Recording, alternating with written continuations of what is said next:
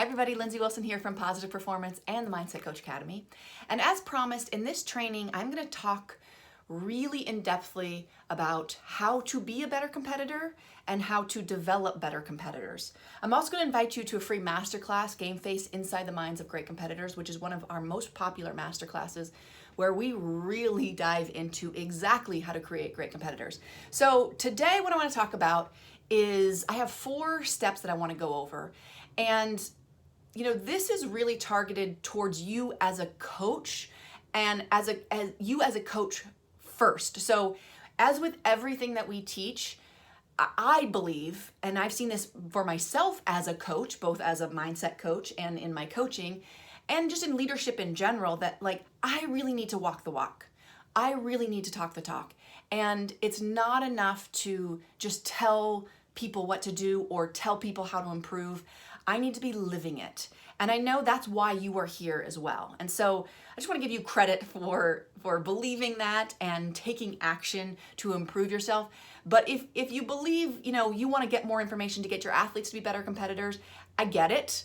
But let's back up and talk about you first. Because often what I see is coaches, wanting their athletes to change. Like they need to be tougher, and just sort of complaining about athletes not being tough these days, and athletes, and everybody's getting a ribbon, and athletes this, and they're on their phone, and all that may be true, right? I'm not disagreeing with that, but let's control what we can control, because often what I see is the more stress coaches are under, the more they've neglected their mindset normally, and the more that affects their athletes.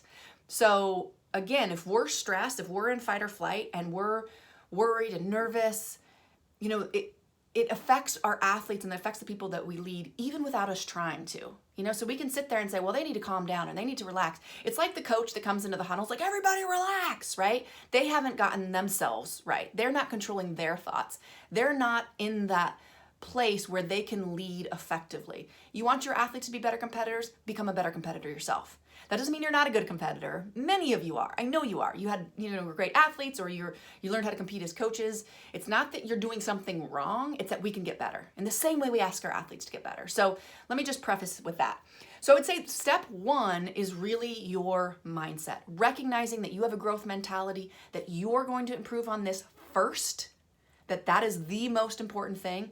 And I would say along with that is having hope and belief that your athletes can change and improve, that you can change and improve. And I think that's a really important component because, like I said, especially if you're talking to a lot of other coaches, maybe even in our group, or you have your assistant coaches or you're an assistant coach, and coaches get together and a lot of times they just bitch. Sorry, but that's what I see. They bitch about kids these days, and we all do it, right? It doesn't make you a bad person, but when we stay in that mentality, that is a fixed mentality. Okay? So that is a mentality that your athletes, there's nothing you can do. You've tried everything. But have you tried fixing yourself first? Have you tried working on yourself? And you can lead a horse to water. It doesn't mean everybody's going to change because you changed. But let's control what we can control. Let's look on the inside first. Let's hold the mirror up to ourselves. Okay? So that is really step number 1. If that irritates you or you don't like that, this video is not for you. The stuff that we teach at Positive Performance and the Mindset Coach Academy is probably not for you. So that's kind of a hard line maybe, but I truly believe the coaches that are going to take mindset work and make it work with their athletes are the ones that are willing to do the hard work on themselves. And look, that's the harder road. It is much easier to point fingers. It is much easier to surround and bitch. It is much easier to talk about what your athletes are not doing, or your leadership, or the people you lead are not, what they're not doing. And I have fallen under that trap too. So first step is our individual mindset. We work on ourselves first, period, end of story, and we have hope. We believe that people can change, and we have the opportunity to show them how that, be an example of what is possible, okay? Second part is awareness. And this is exactly what you'll teach your athletes. Let's be aware of what has worked in the past and what has not. We also have to be aware of our perception of competition, our perception of nerves. So one of the simplest shifts that I have athletes make often, and coaches, And this may or may not be relevant for you, but I can guarantee this is relevant for your athletes, and many of them, is recognizing that pressure and stress, butterflies, nervousness are good things. That means we are pushing ourselves. And again, you may say, well, I already know that, but really knowing it, because in our life, we have areas in our life where we are avoiding pressure, we are avoiding nervousness, we are avoiding feelings of discomfort. And this is why when I'm working with coaches to be certified in our Mindset Coach Academy, we push ourselves first. We do something super scary in week 2. We do something that we do not want to do, because we have to get used to the idea that nervousness and change and discomfort is a good thing. It means we're growing. So maybe you don't have a lot of nerves going into a competition, but that's your perception. If you pushed yourself and you started speaking in front of, whatever your discomfort zone is, maybe it's speaking in front of 100 people or 1,000 people. It's all about perception, right? Like I think about myself. I used to be nervous going into work with a team of 10 people. Now that's not a big deal. Going and speaking in front of hundreds, I would feel some nerves, but it's a good thing, right? And it's not that I do that still, but it's still an area where I feel like I can grow, right? And then eventually it's going to be thousands of people, and then 10,000s of people. So knowing that we are doing that in our life and that perception is reality is an important thing. But with that awareness is, again, looking at what has worked in the past and what hasn't. And if we just look at competition, as a coach or as an athlete, you have many great games under you. You have times when if you were an athlete, that you competed at your best. You have times when you coached and led at your best. And recognizing that those are inside you all right now and all the time is a really important thing. And seeing what has worked and what hasn't. Okay, so I'm going to talk to you a little bit right now about something called the inverted U theory. And essentially what this says, so we talked about nerves and our perception of nerves, and we talked about like the history of what's worked and what hasn't. And that awareness is going to be key for you when you're talking about your pre-competition routine, and it's going to be really relevant for your athletes as well. And that kind of goes back to that hope in step 1 too, of like, we have done this before. And I would say really at any level, athletes are going to have moments, even if it's not a full game, moments when they played their best. And that's really important to sort of capture that and remember that that's possible for them. So I'm going to talk about some science behind it. So essentially what we know is there's a theory that has been tested for performance in anything. And it says, we have a top performance, which is a 10, and we have our worst performance, which is a 0. And we also have, from an arousal, energy, nervousness standpoint, we have a 0 and we have a 10. So 0 means we are kind of asleep. We're asleep at the wheel, right? We're just like lethargic and, we're not going to play our best at that moment. And a 10 is like, we're about ready to like run through a brick wall. We're so excited. Okay. Our nervousness energy is like off the charts. Okay. So this is what the chart looks like. Hopefully you guys can see this. So again, if this is our performance axis, that means when we play at our best, we're at a 10. Okay, so that's here. And then we need to decide, this is just an example. This is actually me. I'm more like an 8. When I play my best, I'm in an 8 arousal. Remember, 0 is asleep, 10 is running through a brick wall. And the theory is, I'll use myself. If I'm at a 0, I'm not playing that great. If I'm at a 1, 2, I'm kind of lethargic. I'm not maybe taking the competition seriously. I'm just sort of there, right? I move up to a 5 and a 6 and I'm playing better, but I'm not at my best yet. And then at an 8, I really peak. I'm really playing my best at an 8. But this is the thing. When I get to be at a 9 or 10, like I'm ready to run through a brick wall, I also do not play my best. My performance suffers. And this is like the person that's just too amped up. Like I would be fouling somebody, or I'd be, dribbling the ball off my foot or turning the ball over because I was moving too fast. I was too hyped up. Okay, so this is an important, again, and this is true for coaches as well. This is actually true for anything. This is true for going into interviews. This is true for really anything. But as a coach, you have a number 2. You have a place on this axis that you coach at your best. And for some of you, you might be more relaxed. You might be that coach that is more, just more kind of chill. And so you have to decide, and then your athletes have to decide. Now, here's the key, though. Once you realize where your peak performance lies on the lower axis as far as how hyped up you need to be, we need to get there every game, every competition, okay? And that's the thing, that's where most people don't have the awareness of where they need to be. And even if they do, they don't know how to alter their state. Okay. So that is where planning and having routines is very, very important. So I know this is backwards, but this is what we go into this in the Psychology of Competition, which is our one of our courses. And then we also go into it in the Coach's Toolbox, which is another one of our courses. And we talk about it in the masterclass that I'm going to talk about in a second. About having a pre, during, and post-competition routine and how important that is to manage emotions and fear and thoughts, okay? But what it also does is it gives you a framework for pre-competition. So let's give an example. So let's say for myself, if, again, I have to be at that level 8 arousal level regardless of who we're playing. So let's say I'm too hyped up. In college, maybe we were playing an NCAA tournament, 14,000 people were in Hilton Coliseum, we were playing on TV. I always really liked those situations. I always played better, I felt like, when I was more hyped. But again, if I'm at a 9 or 10 level, it's too much. So within my routine, and I had a set routine, I had the music I was going to listen to, I had the warm-up I was doing, I had my visualization that I was doing, I had breathing exercises, I knew which shoe I was going to tie first. Not that that's super important, but I had my routine down. But within that plan, within that routine, I also have to be aware if I'm a 9 or a 10. So if I am too nervous, I have to add in things into that existing routine that calm me.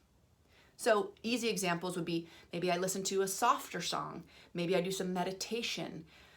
Maybe I do a little bit extra warm up to burn off some of that cortisol and adrenaline. So there's lots of options within, and this is where we dive into it. We help athletes and coaches get into exactly what their routine is and the different options to, again, in this situation, calm yourself down, okay? On the flip side, if I was too relaxed, so I always give the example when I was playing in Lithuania, we won, when we were in the Lithuanian league, my team was so good, because we were also playing in EuroLeague, which is the top league in the world except for the WNBA. When we were playing the Lithuanian league, we dominated. We won every game by literally 40, 50, 60, 70 points. And a lot of times the starters wouldn't even play. We'd play the first few minutes. But the second game of the week, we'd be playing against the best players in the world. So I had to keep myself sharp for those second games. So how could I get myself to that level 8 knowing that we were going to win? Now, a lot of times you think you're going to win and you play like crap in the beginning and the other team starts thinking they can win. But in this case, we really were going to win. Okay. Like the teams were so bad. But oftentimes it's not that extreme. It's just a team maybe you beat last year, and your team's not taking it seriously, and maybe you're not taking it seriously as a coach, even though you want to. So how do you get yourself, this is actually, for me, that was a bigger challenge than relaxing. How do I get myself hyped up to play a team that I think is vastly inferior? How do you do that? That is a real mind hack, okay? So again, I have my routine. I drink I think we were Powerade. So I would drink my Powerade and I'd get my shoes tied and I get taped and then I'd get my shoes on, listen to my music. I had all my routine. But if I'm not prepared to play in that game, I know it because I have that awareness built into my routine. I would always think, like, where am I? Am I hyped up enough? Am I at an 8? And if I'm not, again, what are the things that I can do to get myself to an 8? And we're going to talk about that in the masterclass a little bit more. But I had set things, and that's where the mindset sort of hacks come in. Like from a mental training standpoint, what can you do to get yourself hyped up when you are not hyped up? When you think you're going to win, when you assume you're going to win, because that's a dangerous place to be from a mindset standpoint because you will not play your best. Again, if I'm too relaxed, if I'm I'm like, oh, we're going to win this game. This is going to be easy. And I'm a 3, 4, 5, 6. I'm not playing my best for sure. So I need to somehow get myself up to an 8. And that's where mindset training really, really helps. Okay. So step 1 is your mindset. Again, making sure that you're not staying in that thought process of like, oh, kids these days, they're not going to improve. Look at yourself first. You're going to improve your mindset first. You are the person that needs to change first. Second one is that awareness, what has worked before, and making sure you're aware of the perception of nerves. Okay, so again, do we believe nerves are good for us, or do we avoid them? And again, you got to look at we all have to look at our whole life. In the Mindset Coach Academy, when we're doing this, we're not talking about coaching. We're talking about starting a new class. We're talking about having a difficult conversation with a loved one. We're talking about doing something physically really challenging.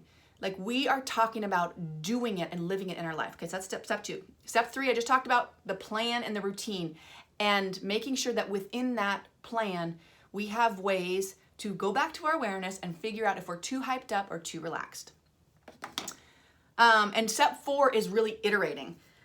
So you can iterate on the move. You can say, okay, I'm too hyped, I need to relax. I'm too relaxed, I need to get hyped up. But you can also, at the end, and this is where we have, in our Psychology of Competition and Coach's Toolbox, we have worksheets that you do and your athletes will do afterwards that really look at what worked. Because, we have to iterate. Not that you have to iterate in huge ways, but afterwards you want to say, okay, was I able to get myself, I'll use that example again, was I able to get myself to an 8 level, yes or no? And if not, why? Right? And what worked and what didn't work? And, sticking with the routine, but also learning and getting better each time. So those are your 4 steps. Getting, again, as a coach, getting your mindset right. And it's not that it's wrong. I would say improving your mindset going into competition, I believe, is the best thing that you can do for your athletes, because you are setting the example that you get your mind right. Even if you have to say, you guys, you know what? And again, this is one of the college coaches that I work with. She shuts her door. Everybody knows she's getting her mind right for 15 minutes. Like, if there's fires to put out, figure it out. I'm getting my mindset. And that does a ton for her staff and for her team that know she's taking the time to get her mindset right. Because her mindset, when she goes into that huddle, she goes in that locker room, they know immediately where her mind's at, right? We're all animals. We can sense it.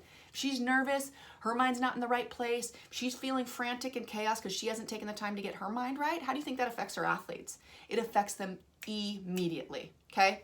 So as a coach, as a leader, getting your mindset right first is the most important thing. Period, end of story. Okay, so I'll review these 4 steps. Again, I just talked about mindset, making sure that you are believing and hoping and having a growth mentality for yourself and for your athletes.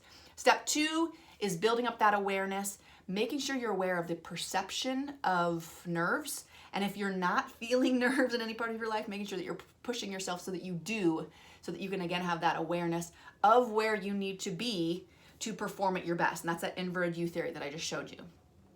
Step 3 is getting a plan and a routine. Okay, and within that routine, you're going to go back to your awareness and say, where am I? So getting a plan and a routine down. A lot of times that's, little things like we teach the braver before competition.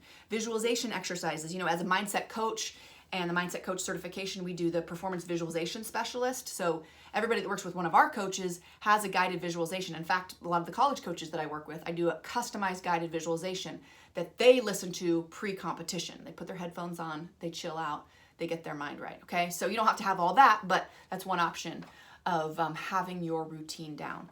And step 4 is iterating, okay? So figuring out what works, what doesn't work, and iterating as you go, and always improving, okay? So I want to invite you to our masterclass, Game Face Inside the Minds of Great Competitors, because it's awesome. And it really goes into how to use these mindset hacks and these mental training tools, tips, and techniques with your athletes to get better competitors. Because as you know, it's great to have great practices, and we definitely need those. But when the lights come on, we need to be able to compete. And there's a lot of little things that you can do, including, like I just talked about, with yourself to improve the competition mindset with individual athletes on your program and your entire team. So I hope you'll join me for that. I'll put the link below and you could register. And I believe right now you can watch it at any time. That may change, but I will put the link below and I hope to see you inside that. If you have any comments, questions, thoughts, I love keeping these discussions going. So put those below and we'll talk soon. Thanks so much. Take care. Bye.